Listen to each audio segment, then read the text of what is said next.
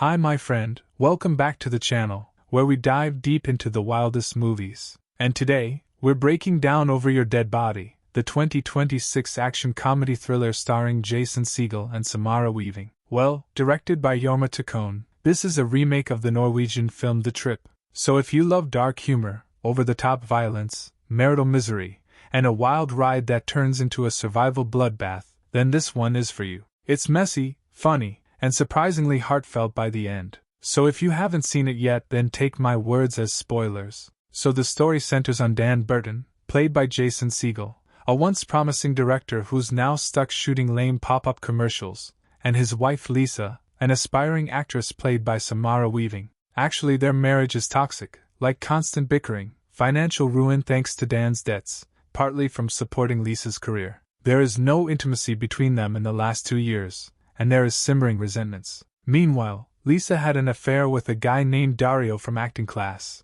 So after a shoot, Dan visits his crusty, tough-love army vet dad Michael in a nursing home, and their news plays about escaped convicts. Later, Dan hints that Lisa wants to go hiking alone at the family lakeside cabin, which is a classic setup for a hiking accident murder. So he manages duct tape, rope, a hacksaw, and a bag of rocks ready. And he even recruits his shady ex-con buddy Henry to help dispose of the body for half of Lisa's $100,000 life insurance. After that, they arrive at the remote cabin. Dan cooks what he thinks is Lisa's favorite steak dinner, but it's not actually her favorite. Her favorite is ceviche. Well, tensions rise over Scrabble and old grudges. Then later, we see Dan sneaks up with chloroform, only for Lisa to taser him, tie him up, and reveal she knew his plan all along. And she also holds him at gunpoint with one of Michael's shotguns. So as they air out their dirty laundry, like Dan admits he planned to strangle her, dismember her, weigh her down with rocks,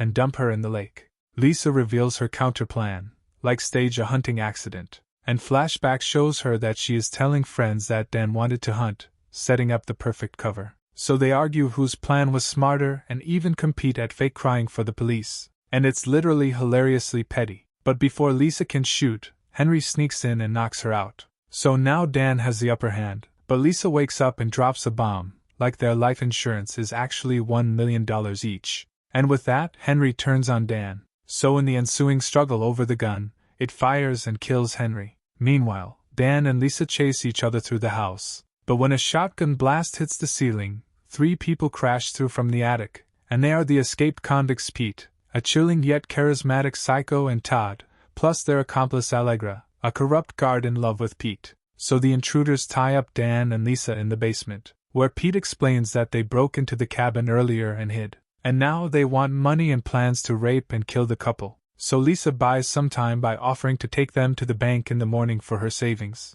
But the night is full of dark games and threats. Like Dan and Lisa, forced together, start apologizing and realizing how far their relationship has fallen, where Lisa admits part of her wanted to get caught cheating so Dan would fight for them. Later, Dan tricks Todd into untying him for the bathroom, knocks him out with a billiard ball and a sock, and they fight back, where a brutal, over-the-top sequence follows. Like a multiple stabbings, Todd just won't die, a lawnmower torture scene where Dan loses 2 fingers. And after that, Dan's dad Michael shows up heroically, after a neighbor called about a broken window. Basically, he stole a car from his caretaker. Well, he blows Todd's head off, gets stabbed, and buys them time before Pete kills him on the mower. But after seeing his dad dying, Dan comes back and kills the wounded Allegra, after she drops the victim act. Meanwhile, Pete takes Lisa hostage on the boat, but Dan climbs aboard for a final vicious fight, where they use Dan's original murder rocks bag and an anchor to drown Pete. And as Dan nearly drowns too, Lisa saves him.